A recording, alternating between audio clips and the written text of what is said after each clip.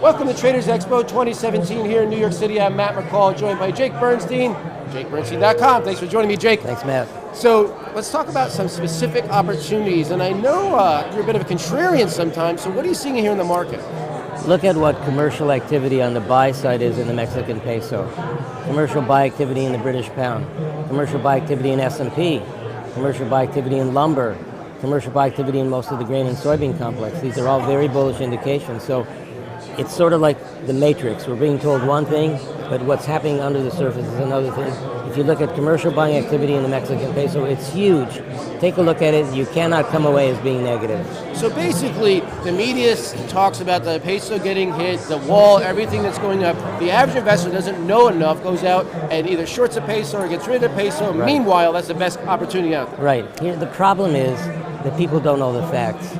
It's easy for the media to advertise certain things and say, this is happening. We don't want to know what's happening now. I don't need a weatherman to know which way the wind blows, right? I want to know what's going to happen, and that's where you want to look at commercial activity on the buy side.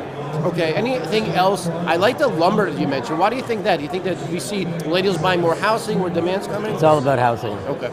The commercial activity in the lumber on the buy side has been very huge, and we're very close to all-time highs. We're going to go through those highs over the next year, and the housing market's going to remain very strong. I love that because I've been bullish on the housing market, so I'm glad you're saying that. You must own one.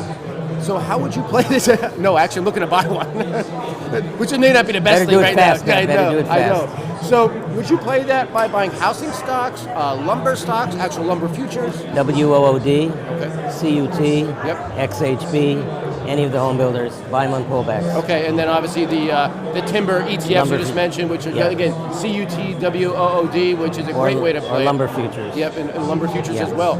Okay, the peso, obviously, a lot of people don't have futures account. If not, is it okay to buy the peso ETF? EWW. The WW by the Mexican ETF. Exactly, Okay. exactly. So one more, give me your favorite trade right now. Something if you had to go out and buy. I hate this question when I get it, Jake, but I'm going to give it to you because I know you're good. I'm going to go with heating oil. Heating oil. Yeah, heating Even oil. though we've had a warm winter. Yeah, over the short term. In terms of the big picture, look at the grain and soybean complex markets, way undervalued. I gotta tell you, every time I can sit here with you all day because as soon as you leave, I'm gonna write down ideas. And I'm send my email and say today to my subscribers saying Jake Bernstein told me this. But the next time you see me, you better ask if did it work. Oh, I'm writing this down. I'm gonna Okay. email you and get out to you. Jake Bernstein, thank you so much for joining us every year. Thanks a lot, Go to Matt. JakeBernstein.com. Thanks a lot, Matt.